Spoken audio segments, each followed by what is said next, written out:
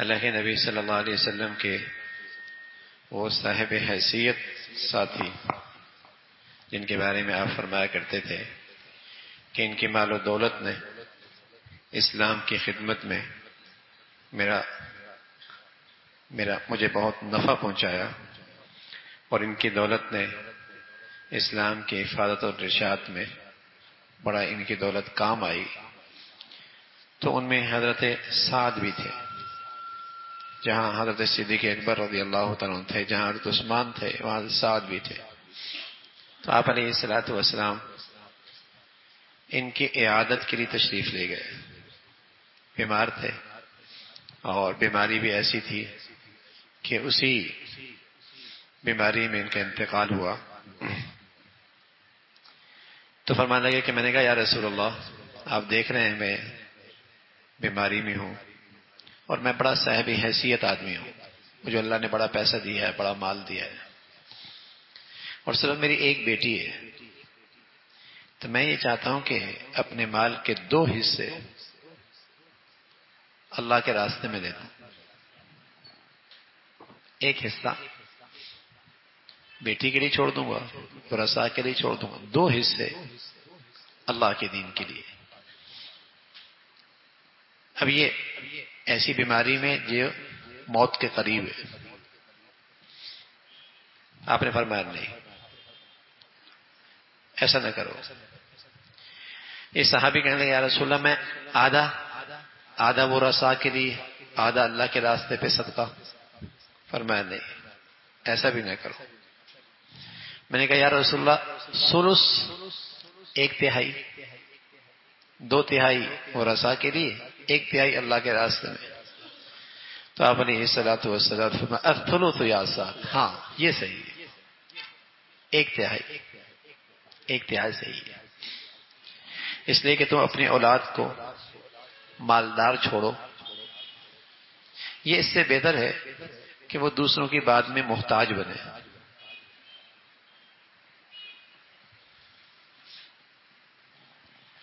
اور پھر تم اگر اپنے گھر والوں پہ بھی خرچ کرتے ہو اور اس میں اللہ کی رضا کو سامنے رکھتے ہو، اللہ تعالیٰ تمہیں اس پر بھی اجر عطا فرما دیں گے.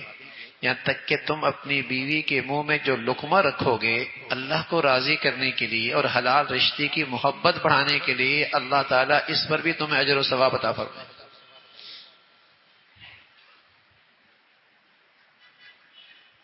جائز کام، کھانا پینا، دوستوں کی دعوت کرنا، آرام کرنا، یہ جائز کام ہے، بشرطے کہ ان میں گناہ نہ ہو. جائز کام ہے. لیکن اگر یہ ساری چیزیں اچھے جذبے کے ساتھ ہو جائیں کہ میں اس لیے نیند لے رہا ہوں تاکہ عبادت میں پھر نشاط ہو جائے، میں اس لیے غذا لے رہا ہوں تاکہ توانائی آئے اور پھر خوب اچھے طریقے سے کام کر سکوں، میں اس لیے دعوت کر رہا ہوں کہ ہم مسلمانوں میں آپس میں محبت رہے، میں اپنے بچوں اور بچیوں کو اور اپنے گھر والوں کو اس لیے کھلا پلا رہا ہوں تاکہ حلال رشتے میں محبت اور بڑھے. تو یہ ساری عبادت ہے، یہ ساری عبادت ہے. کیا خوبصورت دین اللہ کے نبی چھوڑ کے گئے ہیں کہ اپنی خواہش بھی پوری ہو رہی ہے، اپنا جذبہ بھی پورا ہو رہا ہے. نیند تو میری خواہش بھی ہے نا، میری ضرورت بھی ہے. کھانا میری خواہش بھی ہے نا، میری ضرورت بھی ہے نا. بال بچوں سے محبت پیار میری چاہت بھی ہے، خواہش بھی ہے، میری ضرورت بھی ہے. اہلیہ سے محبت میری خواہش بھی ہے. لیکن اگر ان جائز کاموں میں اللہ کی رضا کو رکھو گے سامنے، جذبہ ٹھیک کر لو گے، نیت ٹھیک کر لو گے، تو یہ سارے جائز کام بھی عبادت ہو جائیں گے. ناجائز کام کتنی اچھی نیت سے ہو وہ عبادت نہیں ہوتا. کہ میں سود کما رہا ہوں اچھی نیت سے کہ غریبوں کی خدمت کروں گا، روز 50-100 آدمیوں کو روز مفت کھانا کھلاؤں گا، ₹1,00,000 روز صدقہ کر دوں گا. تو ناجائز کام اچھی نیت سے ٹھیک نہیں ہوتا. بسم اللہ پڑھ کے بلی ذبح کر دی اچھے جذبے سے، تو حلال تو نہیں ہوگی نا، حرام تو حرام ہی رہے گی۔ ہاں کوئی چیز جائز ہے، اس میں گناہ نہیں، لیکن وہ اچھے جذبے سے کر رہا ہے، وہ عبادت بن جائے گی۔ سونا بھی عبادت، سبحان اللہ، کھانا بھی عبادت، بال بچوں سے محبت بھی عبادت، اپنے گھر والوں پہ شریعت کے مطابق طریقے سے خرچ کرنا بھی عبادت۔ جذبہ غلط نہ ہو، ریا، نام و نمود، نمائش، جذبہ ٹھیک ہو، عبادت۔ تو پیارے رسول صلی اللہ علیہ وسلم فرمانے لگے نانا، 2/3 نہیں، آدھا بھی نہیں، آدھا، 1/3، 1/3 خرچ کرو اللہ کے راستے میں، باقی 2/3 اپنے ورثاء کے لیے رکھو، ان کا خوشحال رہنا بعد میں محتاج ہونے سے زیادہ بہتر ہے۔ اور صحیح جذبے سے اگر تم گھر والوں پہ بھی خرچ کرو گے، اس پر بھی اللہ کریم تمہیں اجر و ثواب عطا فرمائے۔ تو ایسی بیماری جس میں موت ہے، جو موت کے قریب ہے، امید کوئی نہیں ہے شفا کی، اس میں 1/3 سے زیادہ وصیت کرنا حرام ہے۔ 1/3 سے زیادہ وصیت کرنا حرام ہے۔ صرف 1/3 تک وصیت کر سکتے، ہاں صحت میں ہے، بیماری کوئی نہیں، اب اللہ کے راستے میں آدھا مال بھی دے سکتا، بلکہ 2/3 بھی دے سکتا ہے۔ اور بعض لوگوں کے تو اللہ کے نبی نے سارا کا سارا مال بھی قبول کیا، کیونکہ اس صحت میں نا، اب یہ ورثاء کو محروم نہیں کرنا چاہ رہا، کیونکہ خود بھی قربانی پہ آ رہا ہے، خود بھی مجاہدے پہ آ رہا ہے۔ اب دیکھا کہ اب تو میرے کام کا پیسہ نہیں ہے، دنیا سے جا رہا ہے، کہہ رہا ہے اللہ کے راستے میں سارا، نہ میاں، اب اللہ کے راستے میں سارا نہیں، اب اللہ کے راستے میں، اب تو 1/3 سے زیادہ وصیت نہیں کر سکتی، اب آدھا بھی نہیں کر سکتا، 2/3 بھی نہیں، آدھا بھی نہیں، 1/3 بس۔ تو حضور علیہ الصلوۃ والسلام نے فرمایا 1/3 خرچ کرو، اللہ کے راستے میں دے دو۔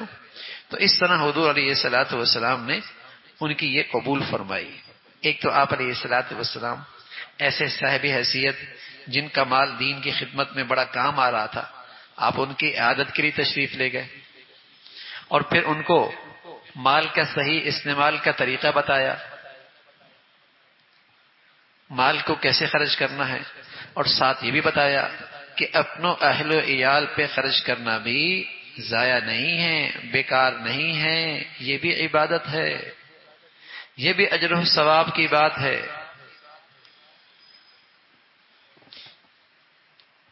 نعمان ابن بشیر فرمانے لگے کہ میری والدہ حمرہ بنت رواحہ، وہ میرے ابا سے اصرار کر رہی تھیں کہ میرے ابا میرے نام پر کوئی چیز کر دیں اور مجھے ہیبہ کر دیں۔ بیٹا کہہ رہا ہے میری والدہ میرے باپ پر اصرار کر رہی تھی کہ اس کے نام پہ یہ جگہ کر دو، جیسے ہوتا ہے نا، مائیں کہتی ہیں ہوتا ہے ایسا، بیٹی کے نام پہ یہ کر دو، اس بیٹے کے نام پہ کر دو نا، زندگی میں کیا ہے، کر دو۔ تو نعمان ابن بشیر فرمانے لگے کہ میری والدہ میرے ابا پر اصرار کر رہی تھی کہ اپنے مال میں سے میرے بیٹے کے لیے یہ کر دو۔ 1 سال تک لگی رہی، پھر میرے ابا کے دل میں آیا چلو کر دیتے، تو میری ماں کہنے لگی میں نہیں، جو تم کر رہے ہو نا اس پر میں اللہ کے نبی کو گواہ بناؤں گی۔ اس خیال سے اس نے کہا گواہ بناؤں گی، کہیں بعد میں ابا انکار نہ کر دے، لیکن انہیں کیا پتا تھا کہ وہاں تو مسئلہ ہی کچھ اور ہوگا، اس خاتون کو کیا پتا تھا کہ وہاں تو مسئلہ ہی کچھ اور ہو جائے گا۔ کہنے لگی گواہ بناؤں گی اللہ کے نبی کو جو تم اپنے بیٹے کے نام پہ کر رہے ہو۔ حضرت نعمان فرمانے لگے حضور علیہ الصلوۃ والسلام کے پاس میرا ابا بھی گئے، میں بھی اور میری اماں بھی. حضور علیہ الصلوۃ والسلام سے ساری بات پیش کر دی اور کہا یا رسول اللہ ہم آپ کو گواہ بنانا چاہتے ہیں، ہم اپنے بیٹے کے نام پہ یہ کر رہے ہیں. آپ نے فرمایا اے بشیر تیرے اور بیٹے بھی ہیں؟ کہا جی یا رسول اللہ ہے. کیا سب کو اتنا اتنا دے دیا؟ کہا نہیں. کہا پھر مجھ کو زیادتی اور ظلم پر گواہ بنا رہے ہو؟ میں تو گواہ نہیں بنتا.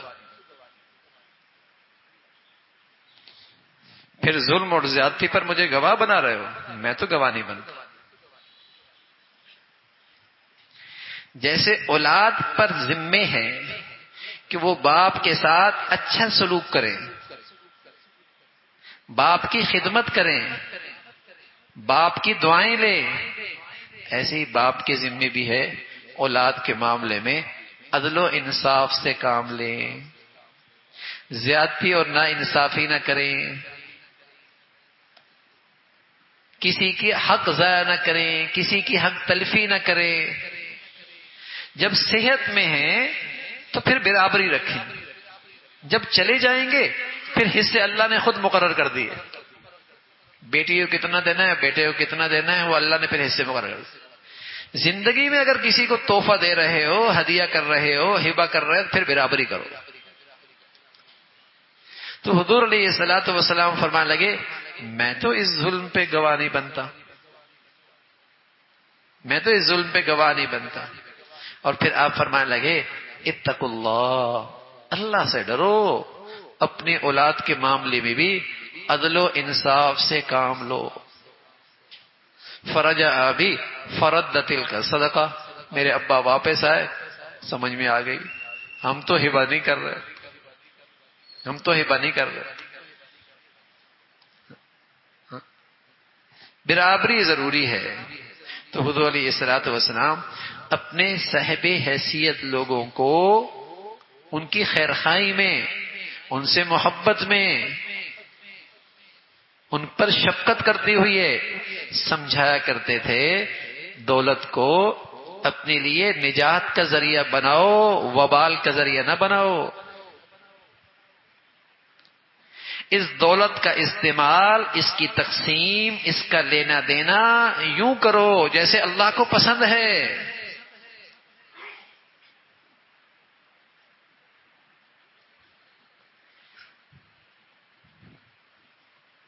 اس میں نا انصافی نہ کرو، اپنی خواہش بیچ میں داخل نہ کرو، اللہ کی مرضی دیکھو. اپنی چاہتے نہ استعمال کرو، شریعت کا حکم دیکھو اور تمہاری کمائی ہو جائے گی. تمہاری کمائی ہوگی، اللہ تمہیں بہت کچھ دے گا اس پر انعام. تو حضور علیہ الصلوۃ والسلام اس طریقے سے اپنے ساتھیوں کو جو صاحب حیثیت ہوتے تھے مال کے معاملے میں، اولاد کے معاملے میں ترغیب دیتے، رہنمائی فرماتے.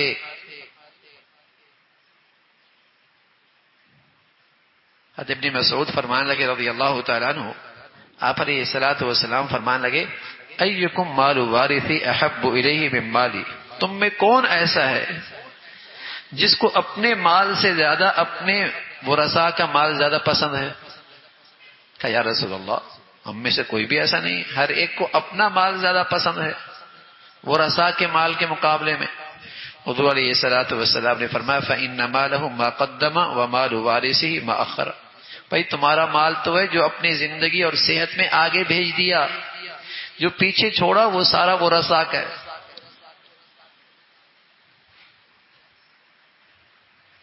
پہلے حدیث آئی اس میں فرمایا سارا خرچ نہ کرو، بیماری کی حالت میں تھے، سارا خرچ نہ کرو، ایک ثلث. یہاں صحت کی حالت میں بتایا کہ صحت کی حالت میں بخیل نہ بنو، اپنی دولت میں بخیل نہ بنو، کچھ آخرت کے لیے بھی کرو. وہاں بھی تم نے جانا ہے، وہاں بھی کرنسی کی ضرورت ہوگی. موت کی گھڑی پر تو فرمایا سارا خرچ نہ کرو. صحت کی حالت میں تعلیم اور ترغیب دی کہ جہاں جانا ہے وہاں بھی بھیجو.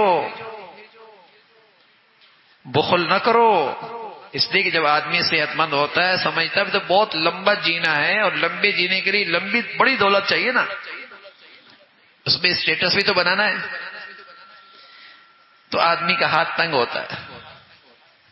تو صحت کے بارے میں فرمایا کہ صحت میں سخی بنو، گھاٹا کوئی نہیں، جہاں جا رہے ہو وہاں کام آئے گا۔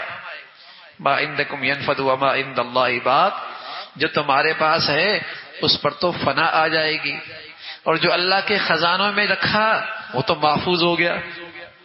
امام عاصم رحمۃ اللہ علیہ کا شاگرد تھا، ان کے پاس بہت عرصے رہا، اور جانے لگا تو کہنے لگا چند باتیں سیکھی ہیں۔ استاد کہنے لگے زندگی گزار دی، میری بھی خراب کر دی، سیکھی چند باتیں۔ کیا بتاؤ کیا سیکھی ہیں؟ کہ ایک تو یہ سیکھا کہ دنیا میں آدمی کو جو محبوب چیز ہوتی ہے اسے سنبھال کے رکھتا ہے، اس کی حفاظت بہت کرتا ہے۔ میں نے دیکھا دنیا میں کتنی بھی حفاظت کرے گا فنا تو آ جائے گی، میں اپنی سب سے قیمتی چیز اللہ کے خزانے میں جمع کر دیا کرتا تھا کہ تاکہ محفوظ ہو جائے۔ اور کیا سیکھا؟ اور یہ سیکھا کہ دیکھا کہ ہر آدمی کی دنیا میں کسی سے محبت کرتا ہے، یا تو زندگی میں وہ محبوب جدا ہو جاتا ہے یا موت کے وقت تو وہ چیز جدا ہو ہی جاتی ہے۔